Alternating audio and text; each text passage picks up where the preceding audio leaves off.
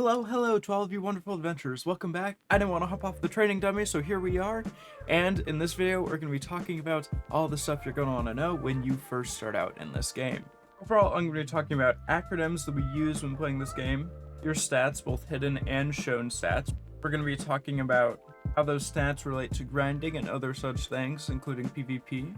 We're going to be talking about in general things that you're going to want to know. We're going to go into much detail in those. I'll refer you to other videos I've made upon those topics, just kind of introducing you to the concept of those existing. And we're going to talk about helpful external resources that we often use when playing this game. To start off, I told you that we are going to be covering acronyms that we use in this game. There are many acronyms.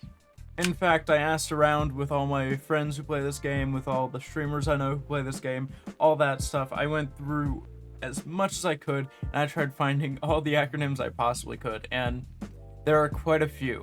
In fact, there are plenty that I've never even heard before. Here's a list of all the acronyms, but we are going to go into detail on some of the more important ones. So first of all, there are a lot of ones that you will see in any game, like GF for Good Fight, or FPS, which is kind of gaming 101, LT for weight, iframes, different things like that you will see from game to game. Obviously, they still exist here. But then you have other stuff that might not be as obvious. For example, if you're grinding at a spot, someone walks up to you and they say DFS, it means they want to have a duel with you for whoever has the right to grind in that spot.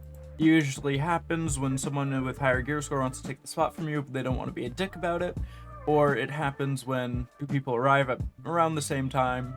Or it even happens when people just want to have fun with a fun little duel. You know, sometimes it happens. And then there's also the YAR for spot, YFS. I've only ever heard this once, and people only really do it with shies because they say they will feel bad for killing a shy despite knowing that they're still taking their grind spot.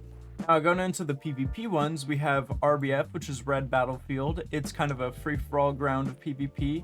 You probably won't be touching it for quite a while, as it's more of a high gear score area. We have NW, which is Node Wars. This is kind of a guild v guild thing. You have a tower you have to defend with your entire guild. There's tier 1s through 4s, gear caps and all that. Tier 1s you can do with even seasonal gear, so you could get into that if you wanna. AOS, which is Arena of Solaire. This is kind of like the ranked system in this game for PvP. It's kind of a 3v3 match where you get a rank. Each win ranks you up, each loss ranks you down, etc, etc. It's kind of a fun little thing, but there's definitely some things that need to work out with it. And it provides you with gear, so you can go into it at any gear score. And so that'll cover it for the PvP ones. Let's talk about the stat ones. Obviously, ACC is accuracy, EVA, evasion, different things like that. DR would be damage reduction. This is kind of important. Evasion, damage reduction kind of go hand in hand. If you run damage reduction, you aren't running evasion. If you run evasion, you aren't running damage reduction. Most classes will run DR. Some can run evasion, such as Shy or Lon, Sork. Different classes like this would prefer evasion over DR. You have DP, which is defense power. You also have AP, which is attack power. DP is basically the same thing as DR, except it is the DP that is shown right here. The stats you can see right here are known as sheet AP and DP, or sheet gear score. You can also go into more detail by clicking on the My Stats section down below, and it shows your total. These are the stats you actually want to care for, but people do like seeing the numbers go up with the sheet AP and DP, including me. I love seeing those numbers go up. So people do still care about that. And it has a little bit of significance in it, but for the most part, this is what you're going to want to pay attention to. We have CCs, which is just a stun attack. We have gear score. Gear score is one I really wanted to talk about because this is one of the most common things that people ask you. What gear score is the combination of the AP and DP. What you're going to do is you're going to want to take your AP, you're going to want to take your talent, which is your SP, you're going to want to combine them, then divide by 2, then combine it with the DP, and that'll be your gear score. In my case, I can ignore the talent because I'm a shy. Shies have the option of ignoring the talent if they want, because they cannot upgrade the pencil any further, so they're still permanently stuck 3 SP below their AP, permanently. So for me, I would consider myself 677 gear score. .com, on the other hand, would consider me 676. But yes, gear score is just a combination of these two divided by 2, then combine that with this. It gives people a rough estimate of how powerful you really are, ignoring things like passive buffs or class buffs. It just gives a general vicinity of where you are in the game. Now we have some of the quality of life things. For example, QOL quite literally means quality of life. We have enhancing, which Pry is the first tier, Duo is the second tier, Try third tier, Tet fourth tier, and finally Pen the fifth tier. AoE would mean area of effect. MS just means miss effect, or you missed your attack. Get good. PSR means Black Spirit Rage. You'll be hearing this one commonly in both PvE and PvP. Black Spirit Rage is that little 100 bar you see right under your HP and MP. Once it charges up to 100, you can either press Z to give you a temporary buff, or you can use it as one powerful attack. You have BS, which means Black Start's a type of weapon and armor. I have God Ride, which is basically the flip aspect of this. It's basically the same thing, but a bit odd. I won't go into detail in this. I went into detail in another video that I will link in the description. It's a video on enhancing gear. We have fail stacks, FS. This one is very important. If you talk to your Black Spirit and then you go to enhance, you can see that you have some numbers right here. You won't quite know what they are for a little bit, but basically the higher those numbers get, the higher a chance of success when upgrading gear. In this case, for me, I have a 175 fail stack active right now. That's very hard to get. Now, what happens with fail stacks is every time you fail a piece of gear, your fail stack will increase. As your fail stack increases, you have a higher chance of upgrading gear. For example, I have 175 fail stack here, and you can see I have a 37% chance. If I put that fail stack away, I only have a 2.2% chance. As the fail stack increases, you have a higher chance of it succeeding the next time, and different fail stacks will be used for different types of gear. For example, this 175 fail stack would work well with the piece of gear I have here, although it is at minimum durability, so I cannot enhance it. So I would recommend saving in a fail stack above 100, as they are used for very valuable gear, as you will soon find out when you start playing. Now, other than that, there's not really any acronyms that mean too much. I mean, sure, there are some things, but not much you'll be hearing. And different things will go as they go. Other than maybe trees. You will be hearing trees a lot, since that's Mirmok Ruins, which is a really good place to grind. Since off-season, it, other than Sulfur Mine, is the best EXP, and it is roughly the same as Sulfur Mine, while it also gives you a bit more money than Sulfur Mine, and you can get a Tannis' Elements, which can give you an infinite potion, which is also really useful off-start. Anyway, it is basically the best spot you can grind with max seasonal gear, so you'll be hearing trees a lot as you're starting out. So that's all we have for acronyms. Hoped it helped a little bit, but let's get on into the next topic of stats. While we were talking about AP, DP, Gear Score, and SP, we did cover stats a little bit, but let's go into more detail into them. So first of all, you have your sheet AP, sheet SP, and sheet DP, as well as your sheet Gear Score. Your sheet stuff is just the stuff you can see right here. This is affected by gear that you will have here. It is affected by stuff like adventure logs, which I have in a video I will post in the description, and here's a picture of what that video looks like if you want to look for it on my page yourself. But overall, gear is the best way to increase gear score. As you have different gear, you can see the AP and DP that it provides you, but then there's also this smaller things such as evasion, damage reduction, accuracy, weight, and you can see all these things down below. Is where my stats come in. My stats is basically your entire page of stats. This is the most important thing you'll be looking at and what a lot of people focus on. For example, let's say you can see right here I have 156 extra AP against monsters. If we take a look at our normal AP, SP, and DP, and then we pop the simple Cron Meal, which is a nice buff you want to run, you can see nothing increases here, but if we go to my stats, you can see my extra AP against monsters increased by about 30. So it might not show in your sheet AP because this is just the stats that are affected by your gear, but it can be seen down below in your total stats, your hidden stats. When people ask you for AP, DP, gear score, they're mainly asking for sheet, but if they ask for hidden stats, this is where they are talking about. These are the numbers that are quite important, and you will want to check these as you're getting gear up and up and up, because these are what you're going to want to run. Now, hidden stats are very important, yes, but how do they relate to grinding? If we take a look at this page here, you can see exactly why they relate. So as you grind a zone, each zone has their own AP cap.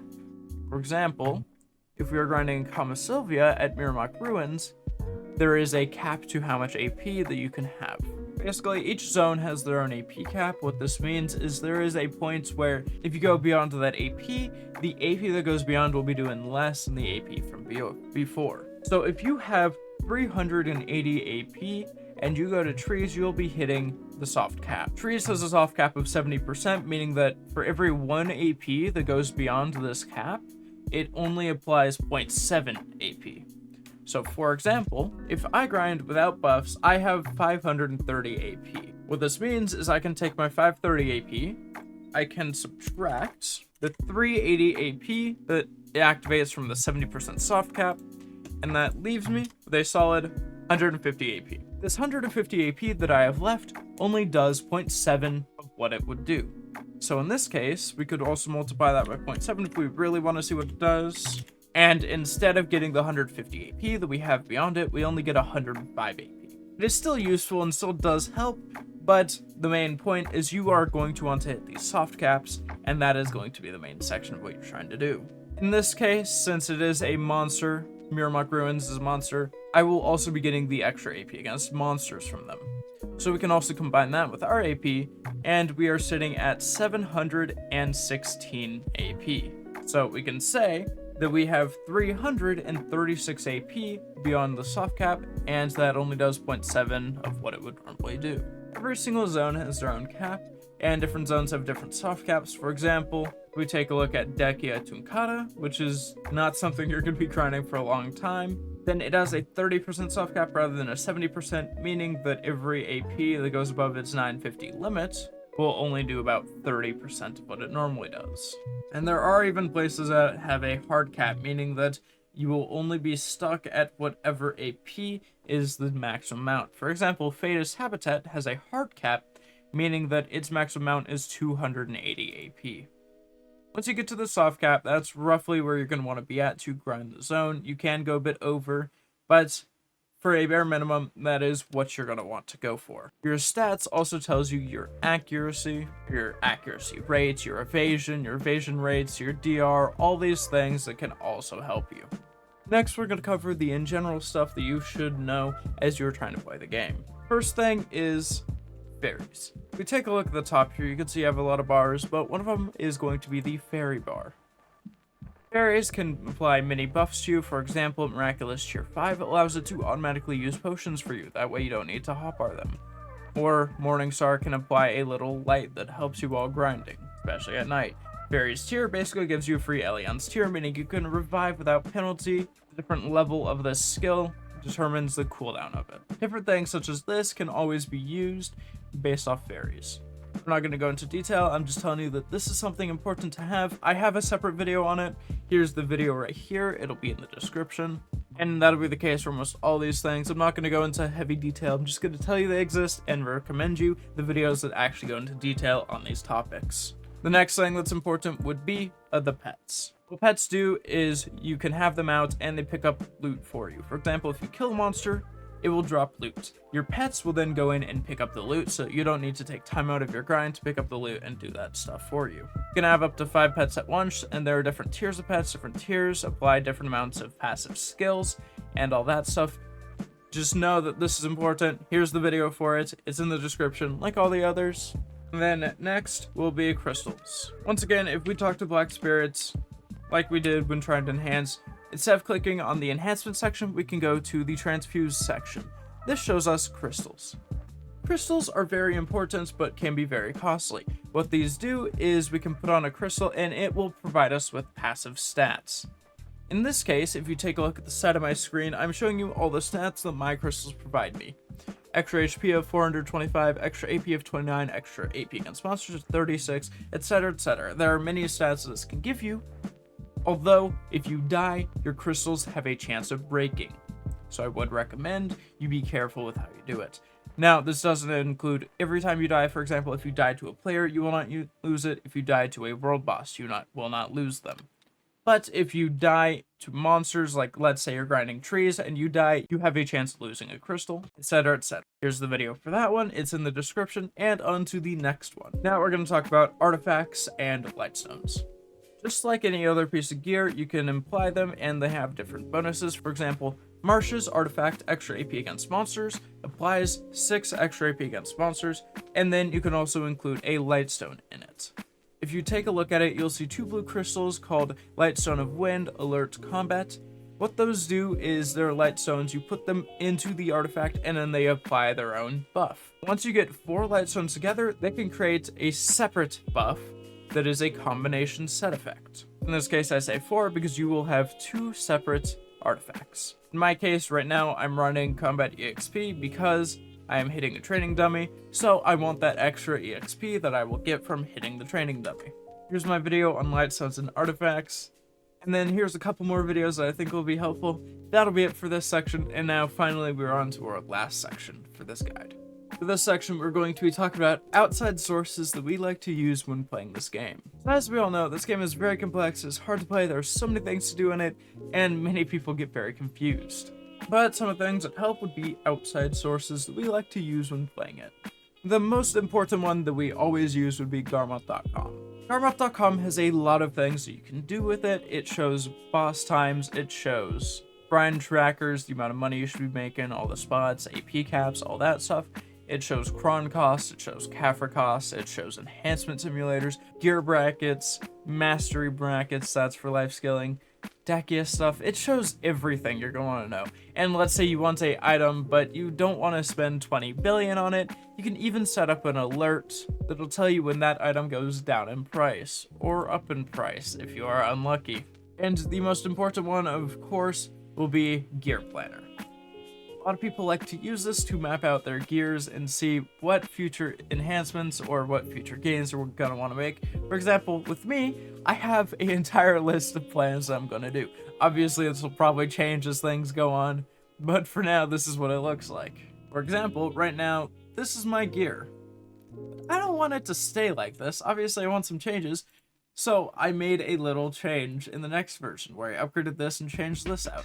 And the next version, I made another change where I upgraded this, and upgraded this. And in the next version, I made another change, etc, etc. It allows you to just map out what you're going to want to do for future upgrades or other things like that. Now, not only the gear planner, but it also has artifacts. It shows all the artifacts and all the Lightstones, consumables. It shows you what elixirs you can run. Crystal planners, add-on planners, all this stuff can help you when trying to play the game. In my case, these are what my crystals look like. They're probably not going to be the same as yours, considering this is decently high-tier crystal selections, but it at least helps you plan out what you're going to be using. One set I would recommend you use would be this set right here: 4 Han Macalods, 4 Han Gervishes, and 4 Han Hoom. Once again, I cover this in my crystal guide, which is in the description. But overall, Garmoth.com is easily the #1 thing that will be helping you, other than my channel, of course. Make sure to subscribe. And so, this is what I would recommend you go to. Now, there are other sources. For example, if you go to BDO Lytics, this is another source we like to use. It's better for life skill stuff or market stuff, as it may not help you as much as Garmoth.com, but it can help you for some things. For example, if I'm doing imperial cooking, it shows me what is the most profitable things for me to cook. Or if I want to do alchemy, it can show me different things such as that. It's more used for life skill stuff, and it's definitely what I use it for. You can go to this, and it will definitely help you out with all that.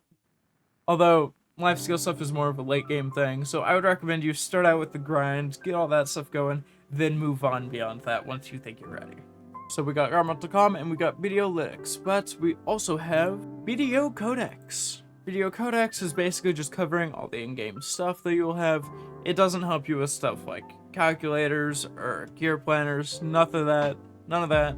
But it does show you a lot of things, like it shows you an entire list of all the knowledge you can get. This helps you map out what you have and what you still need to grab.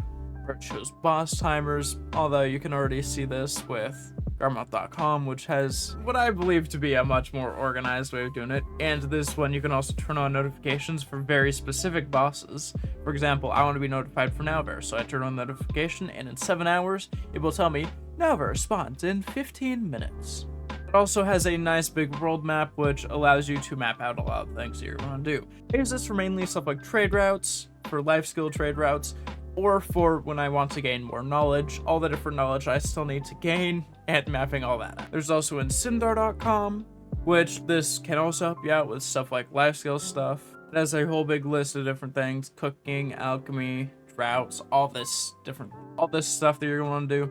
But my favorite thing that it has is it shows a full list of every single code that is out at the moment. Also shows all the codes that have been out in the past, and trust me, there are a lot of them. There's also BD Foundry, or Black Desert Foundry. It's not as good as something like Garmoth.com, of course, but it basically has a ton of guides that it gives you. Basically, this spot gives us a ton of guides that we will be using throughout the game. If you guys do not like my guides too much, which would make me very sad, I would recommend checking out this place because it does help. There's a full list of everything you're gonna need to know, and even when I'm making these guides, if I need to check some things to make sure I am correct and not telling you guys some lies, then I usually come here, because this place gives very valuable information. Now, the last one I would recommend is Grumpy Green, or Grumpy G, but it gives a ton of stuff that you're going to want to know about the game. It's similar to BD Foundry, although I tend to like BD Foundry a little bit more. And overall, those are the guides that you are going to want to look at when trying to play this game, all the outside resources. But if you guys still need more information, and my channel doesn't have it, or if you guys don't like my channel, which is fair enough, I don't even like my channel, though I feel like that's kind of, you know, how everyone is, then the ones I recommend you look at would be Evil Do Us Harm, because he may not have a guide on everything, but he has a guide on a lot of stuff, and they are all very in-depth and good. For example, one of my favorite guides that he has is he shows us how to level 61 through only questing. I've used these guides so much, and every person I get into this game, I recommend it to them. Hell, in one of my videos, I recommended this list of videos to watch because I couldn't mimic something as good as that when trying to tell you how to level up via questing. Or if you want to get into life skilling, then Panzeed's guides are really good for that, including one that I would recommend most would be his hunting guides. It is a 3-part thing, spanning about 2 hours total. It is a lot, I know, but it is definitely the best hunting guide I have ever watched out of any that has been posted. I love hunting and I would love to make a guide, but the only reason I don't want to is because I could not match this guide in any way, shape, or form. If someone asked me to make a guide, I would literally refer them to this guide because it is just that good. So Pansy is the guy to go to for guides and stuff like that. Evil Do Us Harm is good for quests and good for patch notes, all those different things that come out on the regular. Now, for general information, we have the meme himself, Chris Pauly. And here's why he's a meme. His accent is super hard to understand. Although it is hard to understand, I know, he gives super good information. I don't like the way he explains things, it isn't the clearest for me, but he always gets everything out the fastest. There's going to be a guide on it, that he has made it. It is insane how many guides he produces, and he produces way more than I do, almost 7 a week on average, which is insane to me, how many guides he can produce. But yes, if any new information comes out, or any new gear, any new grinding process, anything that will come out in this game, he is always the first one to post a guide about it. So if you need immediate information, he is the one to go to.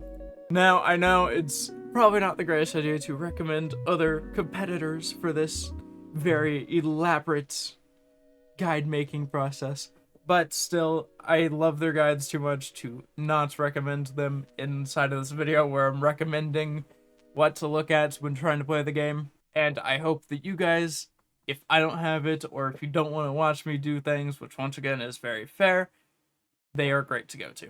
Now, that'll be all, everyone. I recommend you have a great day, night, whatever times it is for you. And please subscribe, leave a like, turn on notifications, leave a comment, share a video with friends, watch other videos, do anything you're gonna do. Goodbye, everyone.